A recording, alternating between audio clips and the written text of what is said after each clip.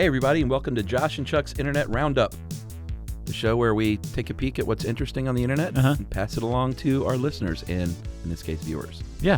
So this week we are going to start with a story out of Iceland. Yeah. Have you ever been there? No, I can't wait to go one day. It's amazing. I've never been.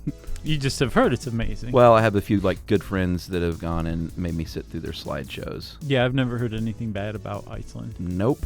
And apparently it's not a very big place, which I guess I knew, but this article says there's about 320,000 people. Less than I thought. That's not that many people. That's like island folk, basically, you know? Sure. And the problem is since it's an island, and I guess people aren't allowed to leave or come in and stay, most people on the island can trace their lineage back to the 9th century settlers. Yeah. Who originally founded Iceland. And you might think, that's pretty neat, and it is. Sure. But let's say you're out on the town and you're in a bar and you meet a nice lady. It could be problematic. Yeah, it can be, because that nice lady could be like your first or second cousin. Sure. And the baby that you have could have some sort of defects because of that. That's right. So some 3 young software engineering students at the University of Iceland have developed an app called, I think it's just called Iceland App. Isn't that right? Icelandic App.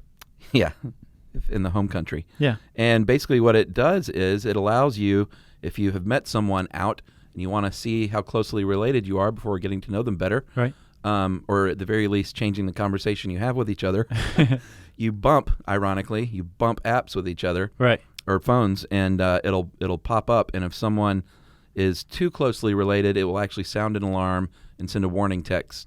I don't know what they deem too close, though. Well, so there's this genealogical database, right? Yeah. That the app actually taps into. And I guess you just set up like an account, a username, password. And then, it lets you know by bumping, which is very sanitary. Sure. You know, how closely related you are. I don't know what the trigger is either for the incest alarm. But I would guess that's what they call it. Yeah, we didn't call it that. Sure. But I guess it would be it would have to be like first cousins, right? Yeah. Isn't that illegal here in the States? I don't know. I wouldn't be comfortable with any amount of cousinry. Cousinry or relation. Yeah. So, like I said, at the very least, you can take that conversation from what you doing later tonight to how's grandma doing on your side. It's good to finally meet you, and I'll see you at the next family reunion. Yes. It's good stuff. All right. So that is the Iceland app. If you're from Iceland, make use of it. Yeah, it only works if you're from Iceland. All right. What do we have next, Josh? Well, there's a guy, a would-be robber in the UK. Mm-hmm. And I believe London, actually. Or as they call him in the article from the Telegraph, an armed raider, which I just love. Yeah, an armed raider. Yeah. His name was Clint Townsend. He was 33, and about a year ago, he and another accomplice both walked up in full motorcycle gear with their helmets on, their visors down. Yeah. And his accomplice hung out by the stolen motorcycle that they had, while Clint walked up with a sledgehammer and started bashing on the front window of a jeweler. Also had smoke grenades that they tossed in. Tossed some smoke grenades in. So these were serious raiders. Yeah, he was doing a smash and grab.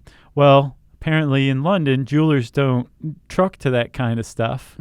And the manager came out, the owner of the store and the manager came out and took this guy on with the sledgehammer. Yeah. The owner got hit in the shoulder, but they got a hold of him and started to pile on. And I guess other passersby started to pile on too. Sure. And all of a sudden, Clint Townsend found himself under a 6 or 8 person melee, including one man who was basically laying over the guy's chest. Yeah, and of course, people are trying to help. They're trying to restrain the guy. Right. The other dude got away. But sadly, what happened was the guy couldn't breathe. He said out loud, "I can't breathe." There was a nurse there. Mm-hmm. She said, but he said it in a way that didn't sound like he was even labored. He was just very matter of fact. Right. So I just kind of kept my eye on him, and she was told to kind of buzz off when she said maybe you should get off of him. He didn't say buzz, though. No. And she just, I think she feels really bad now because the guy ended up dying. So they didn't notice that the guy was dead until the cops came. And they were like, oh, he's not breathing any longer. They took him to the hospital and pronounced him dead.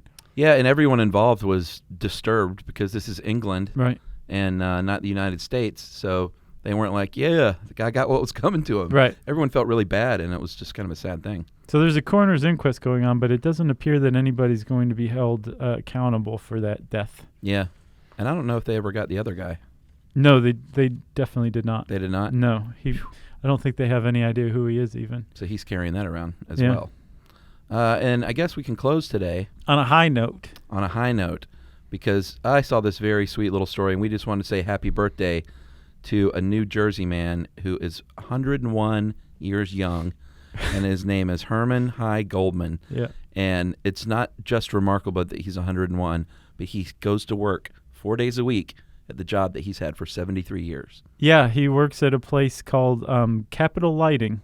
And he's worked there, like you said, for 73 years, except for a brief absence when he went to fight in World War II. How about that? And he still goes to work, 4 days a week. Yep. And he drives himself in his 1999 Contour. And his work family celebrated his 101st birthday with him. Pretty great. And happy birthday, Mr. Herman High Goldman. Yeah, happy birthday, High. We hope you work there for another 101 years. Yeah. I don't know if that's possible. We'll be wishing you a happy 202nd birthday. That's right. Yeah. So I guess that's all I have, sir.